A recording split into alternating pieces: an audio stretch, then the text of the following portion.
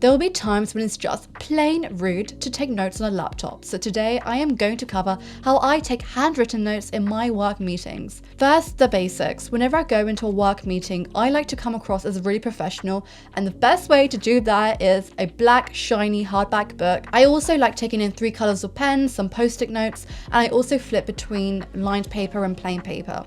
Before you take notes in meetings, make sure you do the following things. Firstly, do not try and write down everything down in the meeting. Only write down what's new to you and what's really relevant, and I'll go into the exact type of things you need to capture in a few moments.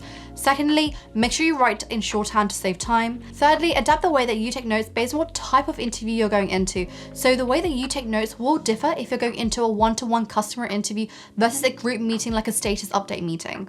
And lastly, make sure that you use titles and topics to help categorize information, so when you flick back a few days on, you can easily find the information that you're looking for. So on the first page of my notes, I have an index where I've referenced topics and page numbers, and that's my first tip. You can find information so quickly and easily when you do this, rather than flicking through all the pages. I also like to create sections in my books based on what project I'm on, so all my information is just in one place. Oh, and by the way, for work, I usually have 2 notebooks on the go. One for all my client and extracurricular projects at work, and the second one for personal career development at work, like feedback I get. So when I write notes, I like to keep all the generic stuff like page numbers at the bottom, the date title here, and I like to leave a space to write down the purpose of the meeting straight under, so I can remind myself what the meeting was for. Based on the type of information, I like to put it into certain categories on my page, and that just means that you have to categorize as you go along in the meeting, and that means you have to pay attention in the meeting, so you're not falling asleep in that afternoon slump. There are 2 key ways I like to categorize in,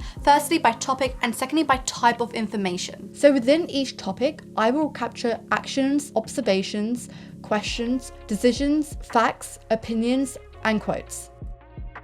Actions that someone needs to do, I use a box because it's just easy to tick it off when it's done, and it feels good as well. I place them on post-it notes, and I have a bunch of post-it notes at the beginning of my book no matter where I go. At the end of meetings, what I do is that I take that post-it note and I place it on the top of my piece of paper like so. And the good thing about this is because typically at the end of meetings, you want to recap what the next steps are, and those are essentially these actions that you've written down on your post-it note. Of course, it's also really important to write down who the action is assigned to, otherwise you won't know who to give it to. So make sure you write down the initials. I also write down observations on how someone is behaving when something is being said, because when you're in really difficult meetings or in political meetings or maybe even like customer interviews, you get to understand if someone is going to be a champion for some of the work that you're doing or it's going to be really difficult, and you can tell that through, you know, things such as eye contact, how someone is saying things, so if they're being aggressive, and so on. I also write down questions underneath purpose, and these are anything that I have had on questions on or someone else has had and needs to be followed up. Any decisions made, I'll use an exclamation mark. With facts and opinions, I like to use just general bullet points, but anything that's really important or really like, oh my god, I try to put an asterisk next to it, and that shows it's really, really high importance or relevance. On my actual piece of paper, I break it down into a left-hand column, which is really thin, and basically that's any initials of anyone who is speaking at that particular moment, so I can easily identify who said what. When I write things down, I like to use abbreviations to make sure that I can just write faster notes, because when you're in meetings with like 4 people, it is so difficult to write down really, really quickly, trust me. If you try and capture every single word, you won't actually process the information you're writing down, and you won't actually understand it. So if you want to add any input into the meeting, you won't be able to actually do it well. Don't forget that you are the only person going to be reading those notes, so it just needs to make sense to you, and I like to use shorthand when I write and use abbreviations. Stop writing full sentences. There's loads of shorthand systems you can learn on the internet like Greg and Ford, but I like keeping it simple, so I try to kind of put 3 letters for really long words and abbreviate it to 3 letters only. So like U to U and knowledge management to KGM.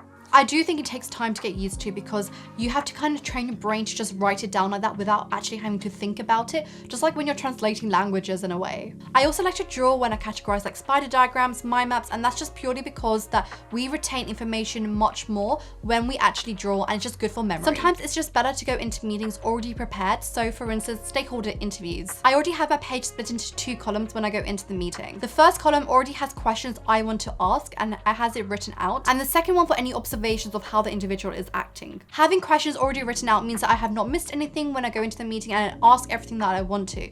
So as you can see, you also do need to prepare your notes before you go into meetings, also whilst in meetings itself. So friends, this is how I take notes really generically, and I am going to create another video where I go into step by step the different types of note-taking systems I use for different types of meetings. And I hope you found this video useful, and I will see you next week.